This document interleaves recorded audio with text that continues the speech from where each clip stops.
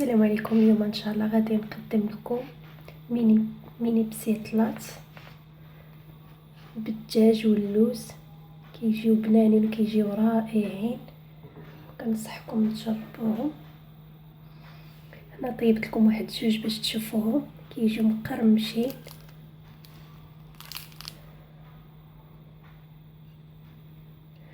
متنسونيش اشتراكاتكم للقناه وفعلوا الجرس باش يوصلكم الجديد، ومشاهده الفيديو حتى الاخر. نخليكم مع المقادير وطريقه التحضير. بسم الله. غادي ندوزو للمقادير. هنا عندي كيلو ديال الدجاج مغسول ومقطع. هنا عندي 3 البصلات كبار مشلضين. عندي قزبر والمعدنوس مقرضين. عندي الزيت مخلطه بين زيت المائده وزيت العود. عندي هنا معلقه كبيره ديال السمن، ونص معلقه ديال الابزار، ومعلقه صغيره ديال الخرقوم، ومعلقه صغيره ديال السكينجبير، ومعلقه صغيره ديال الثومه بودره، ومعلقه صغيره ديال القرفه، وشويه ديال الملحه. غادي ندوزو الطريقه. هنا كناخذ الطنجيره كندير فيها طريفات ديال الدجاج. قلنا كيلو، المهم الدجاج على حسب الكميه اللي بغيتو. هنا عندي 3 ديال البصلات كبار مشلضين. عندي القزبر والمعدنوس مقرضين. عندي كاس ديال الزيت المائده والعود مخلطين. عندي معلقه ديال السمن، معلقه كبيره. هنا عندي التوابل، غادي نضيفهم فوق البوطه حتى يتشحر الدجاج مزيان مع التوابل، وعاد نضيف الماء الكافي اللي غادي يطيب ليه الدجاج. هنا الدجاج نتاعي تشحر مع داك البصيله والتوابل. انا غادي نضيف له كميه ديال الماء، واحد الكاس تقريبا، باش يطيب لي الدجاج. هنا نغطي عليه ونخلي الدجاج يطيب.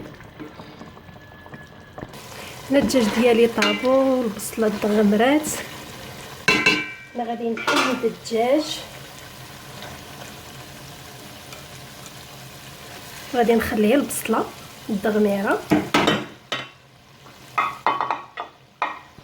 هذه هي الدغميره ديال الدجاج. غادي نخليه البصله الدغميره. هذه هي الدغميره نتاعي. انا غادي نضيف لها واحد المعلقه ديال العسل. المهم الحلاوه حسب الذوق، ممكن تعوضوها بمعلقه ديال السكر سنيده. غادي نضيفها العسل.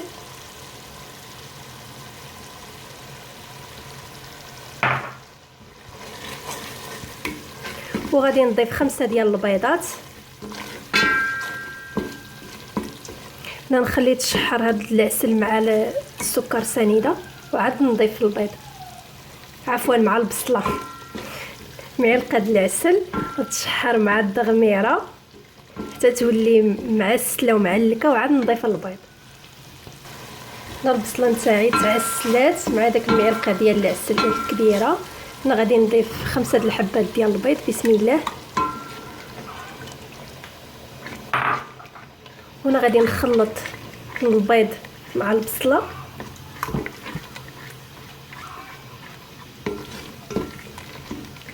ونغطي عليهم ونخليهم، نخلي داك البصله تدغمر لي مع البيض حتى تنشف. هنا البيض نتاعي دغمر مع داك البصله حتى نشف، ما بقى فيه لا زيت لا ما، بحال هكا. شتي هنا انا ما عندي ما غاديش نصفيه، يعني ناشف. هانتوما يعني البيض مع داك البصله ناشف. الا بقات لكم فيها سميتو الزيت، ضروري تصفيو هاد البصله والبيض باش تكون ناشفه. انا هنا ما غاديش نصفيها. هانتوما هنا عندي الدجاج نتاعي اللي طيبت وفرتته. هنايا البيض اللي دغمرت مع البصله. وهنا عندي ربعه ديال اللوز حمرتها بقشور نتاعها وضيفتها للدجاج. دابا غادي نخلطهم مع بعضياتهم بثلاثه. غادي نخلط الدجاج والبيض واللوز.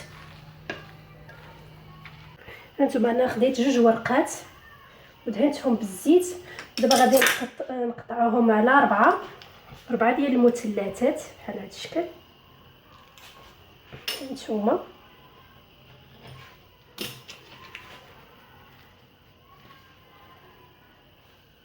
حنا غادي ناخذ هاد الليمون هادو ديال لي كيش.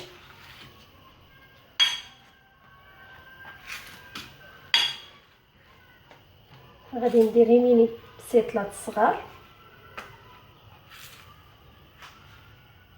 هنا درت الورقه في ليمون لي كيش. هنا غادي نعمرهم بالحشوه ديال الدجاج.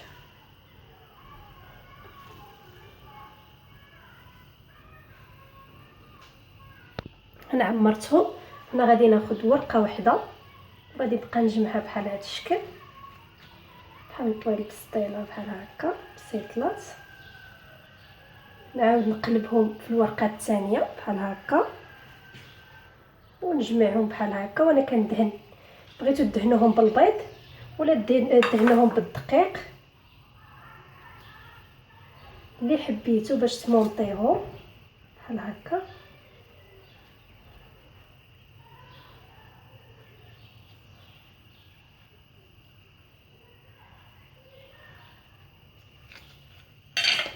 هانتوما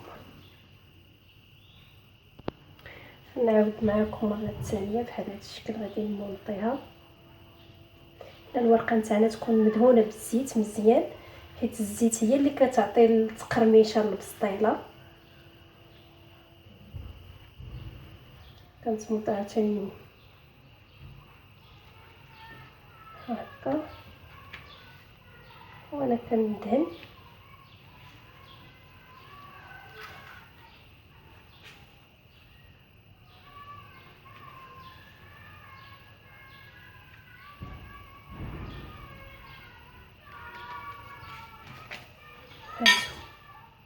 انا غادي نمشي بنفس الطريقه حتى نكمل الكميه نتاعي. هادو هما الشكيله ديال ميني بسيطلات نتاعي بالدجاج اللي شكلتهم. خرجوا لي 16 حبه. كنتمنى ان شاء الله تجربوهم ويعجبوكم، وشكرا والسلام عليكم ورحمه الله تعالى وبركاته. انا غادي نستفهم ونديرهم في مجمد. فوقاش ما بغيتهم ندخلهم للفران، نجبدهم وندخلهم للفران. وشكرا.